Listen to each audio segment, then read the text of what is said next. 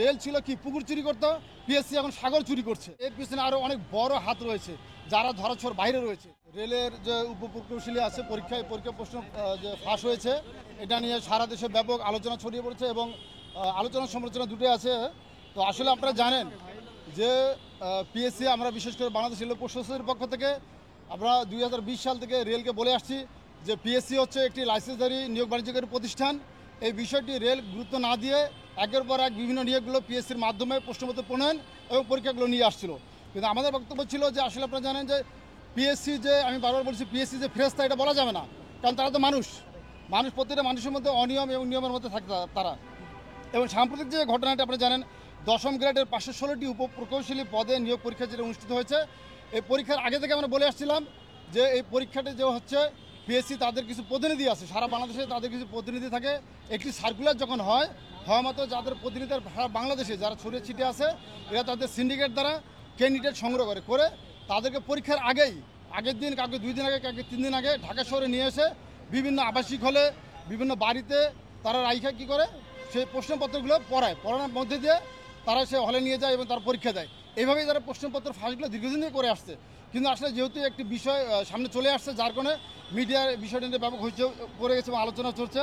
এবং আপনারা জানেন যে পিএসসির যে ক্যাডার এবং নন ক্যাডার, আগে ছিল পিএসসি শুধুমাত্র ক্যাডার নিয়োগের ক্ষেত্রে দায়িত্ব ছিল। এখন সারা বাংলাদেশের যতগুলো মন্ত্রণালয় রয়েছে এবং অধিদপ্তর পরিদপ্তর রয়েছে, সমস্ত দপ্তরের ক্যাডার নন ক্যাডার সবগুলো পরীক্ষা পিএসসি নিতে যাচ্ছে। তা আসলে এরা নিয়োগ বাণিজ্য করতে করতে এদের নজরটা এখন ঠিক ছোটো দিকে চলে গেছে। আগে বাংলাদেশ রেলের কথাই বলি, আপনারা জানেন রেলে একটা সময় ছিল নিয়োগ বিধি যে ছিল, সেখানে রেল তাদের নিজস্ব জনবল যারা ছিল নন ক্যাডার, বিশেষ করে 14 থেকে 20 গ্রেডের যে জনবলগুলো ছিল, রেল তাদের নিজস্ব নিয়োগ বোর্ড ছিল। সেই নিয়োগ বোর্ডের মাধ্যমে কমিটি গঠন করে তারা জনবল নিয়োগ করতো এবং তারা প্রশ্নপত্র নিজেরাই তৈরি করতো।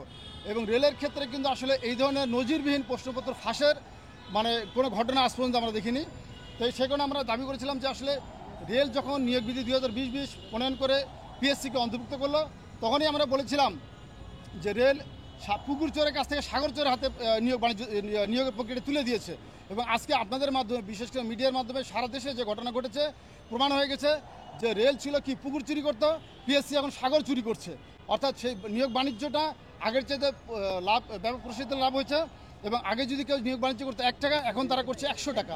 এই যে নিয়োগ বাণিজ্য প্রশ্নপত্রের যে প্রক্রিয়াটি, ফাঁসের যে প্রক্রিয়াটি, এর মাধ্যমে আমি আপনাদের মাধ্যমে সারা দেশ এবং মাননীয় প্রধানমন্ত্রী, দেশ নেত্রী শেখ হাসিনার কাছে এবং রেল কর্তৃপক্ষকে দাবি জানাচ্ছি যে পিএসসিকে রেলের সকল প্রকার নিয়োগ থেকে অব্যাহতি দিতে হবে।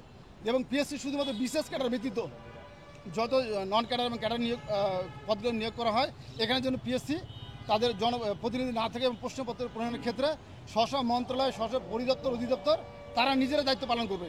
সেই ক্ষেত্রে হবে কি, দায়িত্বগুলো যখন ব্যাপক ভাগ বন্টন হয়ে যাবে, সেক্ষেত্রে কিন্তু আসলে দুর্নীতি করার সুযোগটা কমে আসবে। আর পিএসসি যেহেতু এককভাবে সমস্ত কর্মকাণ্ড পরিচালনা করছে, সেখানে পিএসসি যা বলছে তাই হচ্ছে। এবং তারা নিয়োগ বাণিজ্য হওয়ার পরে বা প্রশ্নপত্র ফাঁস হওয়ার পরে শুধুমাত্র একটা বিবৃতি দিয়ে বলছে যে আসলে এই ঘটনা ঘটেনি। তারপরে 3 সদস্যের একটি কমিটি গঠন হবে, তারপর সেই কমিটি কী তদন্ত রিপোর্ট দিলে এটা কিন্তু হারিয়ে যায়। শুধুমাত্র মিডিয়ার কারণে সারা দেশ আজকে জানতে পারছে পিএসসি একটি কি নিয়োগ বাণিজ্যকারী প্রতিষ্ঠান, তারা প্রশ্ন ফাঁস করে কী করছে, বাণিজ্য করে চলছে। আপনি খেয়াল করে দেখেন, একজন ড্রাইভার প্রশ্নপত্র ফাঁস করে 2 কোটি টাকা বাণিজ্য করছে। আসলে এর পিছনে কি শুধু এখন ড্রাইভার আছে? আসলে না। আপনি খুঁজে দেখবেন যে এর পিছনে আরও অনেক বড় হাত রয়েছে, যারা ধরাছোঁয়ার বাইরে রয়েছে। সে কারণে আমি আপনাদের মাধ্যমে এবং দেশ ও জাতিকে যে একটি দাবি করব, পিএসসির জন্য বিসিএস ব্যতীত কোনো পরীক্ষায় তারা দায়িত্ব পালন করতে না পারে এবং স্ব মন্ত্রণালয়গুলো দায়িত্ব পালন করবে। পাশাপাশি পিএসসি যে বিশেষ ক্যাডার থেকে শুরু করে, যে আপনারা শুনেছেন ইতিমধ্যে 30টি বিশেষ ক্যাডারে যে পরীক্ষাগুলো হয়েছে প্রশ্নপত্র ফাঁস করেছে, আসলে এর পিছনে কারা আছে এটা খোঁজা দরকার।